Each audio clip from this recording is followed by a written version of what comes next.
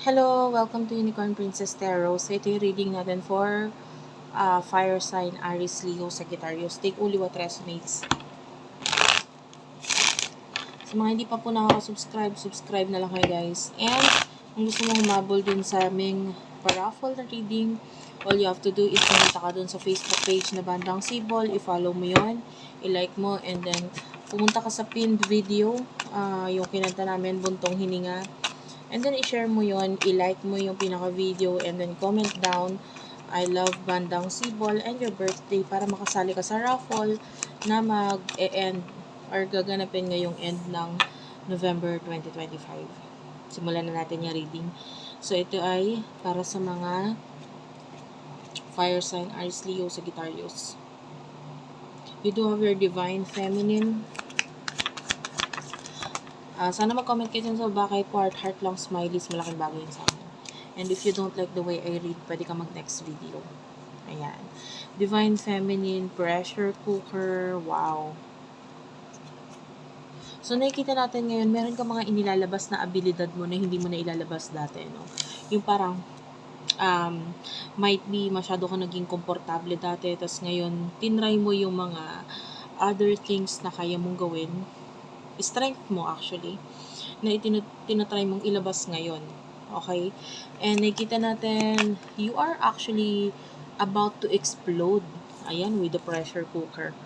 Ay, mga nakagamit na sa inyo ng pressure cooker, alam nyo naman yun, yung talagang, ano yun yan painitan ng paiinitin talaga yan. Tapos pag mainit na, saka siya sisipol, gagawa ng ingay. And that is what I can see sa energy mo.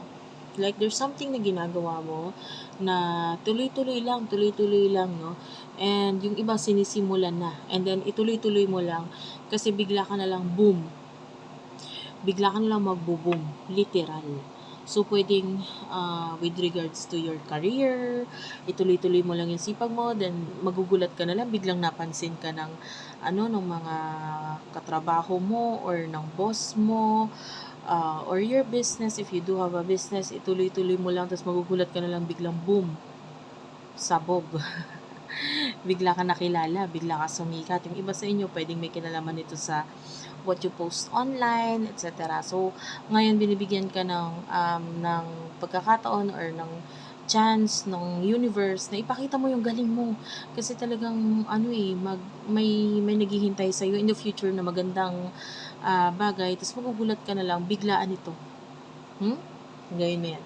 So, sino ba yung person na nakakonect mo pagdating sa love? Person na nakakonect mo pagdating sa love? Okay. You do have your intervention and tsaka divine masculine. Wow. If you are the divine feminine, I mean, regardless sa gender, wala tayong gender dito. We do have masculine and feminine, which is the energy, no, na meron sa inyo ng person mo. Wait lang, inom lang ako. Okay, anyway. You could be dealing with your soulmate, your twin flame, with the intervention, parang kailangan niya ng tulong ngayon. Alam mo yun? And, ikaw yung nakakapagbigay sa kanya ng tulong noon, pero ngayon kailangan niya ng tulong, tapos ikaw na naman yung naiisip niya. And I feel like you do have the racing. Ang problema nga lang dito sa person mo, napakataas ng ego. Kailangan kanya, gusto kanya makausap, gusto kanya makamit, parang ganun. Pero, ina-avoid ka niya or iniiwasan ka niya. Alamin natin yung mga emotions niyo sa isa't isa.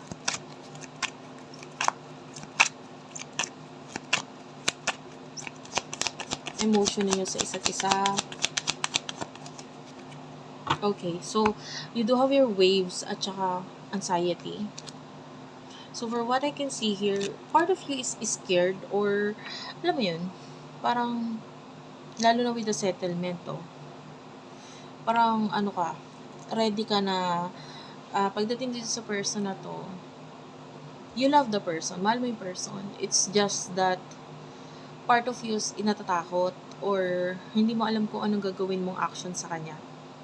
Alam mo yun, parang gusto mo rin gawin yung mga bagay na gusto mong gawin na may kinalaman sa connection ninyo, kaya lang, paano mo naman gagawin yun, wala ka namang clue kung okay lang ba dito sa person na 'to, parang gano'n.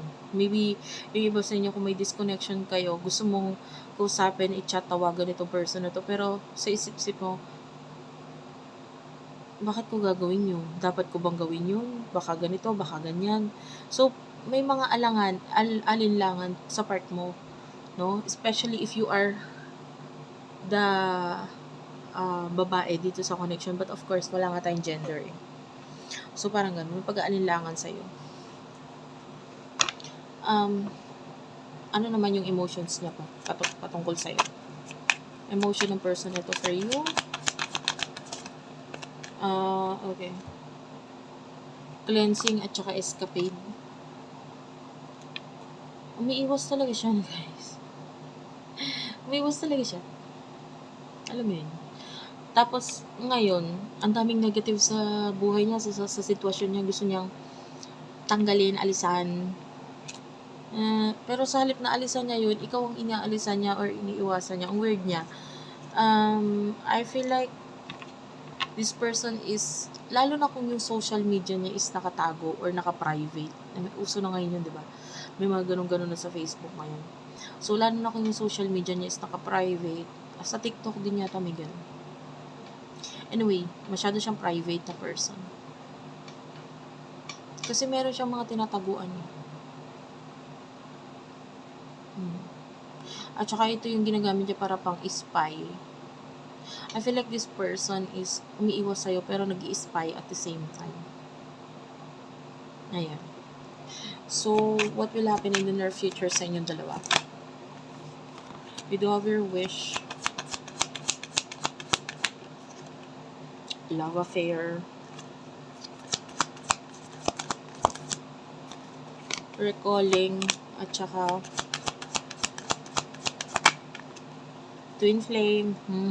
Sabi ko sa inyo, iba sa inyo twin flame tong connection na to. Diba? Meron tayo nakikita ditong returning. Ay, there's reconciliation. Kaya lang, ingat-ingat kayo dyan. Kasi yung iba sa inyo, may reconciliation. Kaya lang may third party na involved. Alam mo yun? Parang there's a possibility ng reconciliation. Kaya lang may other person or other people na involved dito sa connection na to.